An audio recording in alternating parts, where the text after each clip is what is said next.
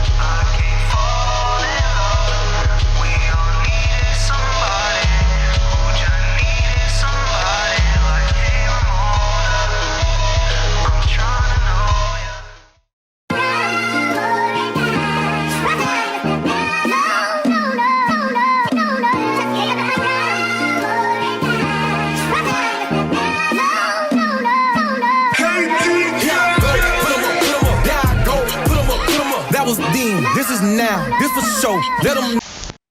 It was the summer of 2020, and my friends and I were bored out of our minds.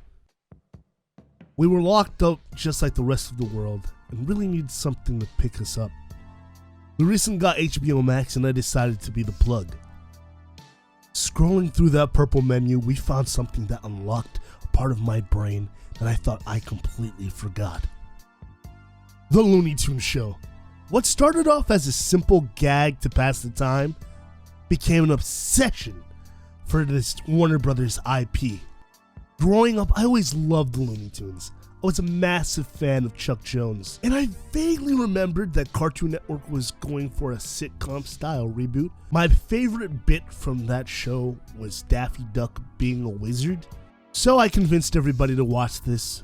But after watching this week after week, this became our favorite routine, just to binge it. There's a certain kind of magic about this show. At first, you write it off as nothing more but a Seinfeld ripoff or a Friends parody. But then there's something really funny about seeing psychotic characters living in mundane society and doing mundane things. The basic premise of the show goes like this. Bugs Bunny became rich after inventing the carrot peeler in this universe. And it's never really explained how, but Daffy Duck ends up staying with him. From there on out, we follow the misadventures of these two BFFs while running into classic Looney Tunes characters. I struggled for a long time debating who was my favorite Looney Tunes character prior to this show. The stereotypical answer would have been Bugs Bunny. Well, after seeing all the zany antics that this man has gone through, I can honestly say it's Daffy. Sprinkles on the chocolate. Yes, green sprinkles on the strawberry. But both no red sprinkles. Except on the vanilla, which should receive exclusively red sprinkles. That'll be $5.85. I've only got 16 cents. Get the rest from your tip jar. Daffy is as crazy as ever, but somehow this man has managed to BS his way to the top. The man has done everything. He's been a soldier. Lie! You did! You're not a liar! That's my area! Know your role! A lawyer, a professor, and even a city councilman. That's one hell of a promotion from Duck Dodgers. Bugs' character is the least developed, in my opinion. Where in the original cartoon, he's a stinker. Now he's more of an everyday man, because he's well off and he doesn't really have to do much other than put up with Daffy's shit. He's usually the foil or straight man to Daffy's antics. Porky's the third member of the group and is the punching bag of the show. You can expect to usually find him at the butt of every one of Daffy's schemes, which makes sense because in the classic cartoon, they were paired up together all the time. But now he's kind of pathetic. All he wants is a girlfriend or Anybody really to give him attention. We can see a couple of more characters like Gossamer, Witch Hazel, and Yosemite Sam all in the same neighborhood. Oh, and Speedy owns the pizzeria.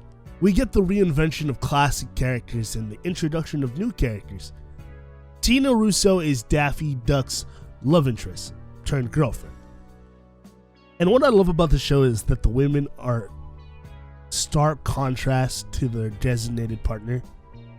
While Daffy's a complete lunatic, Tina's like a no-nonsense free spirit. You can tell she honestly loves Daffy and probably is the only other person that can put up with his BS. Now let's talk about my second favorite character in the show, Lola Bunny, who has a complete rework in the reboot. When this show first came out, people didn't take too kindly to this interpretation. Honestly, I was impartial to Space Jam because, I mean, I've said this about the voice actress. Don't ever call me doll. Maddie, it's Cat Susie again. Cat Susie can't be stopped. Cat Susie wants in all the holes. I am physically erect. I am not. But Kristen Wiig has managed to bring a special kind of energy to this character.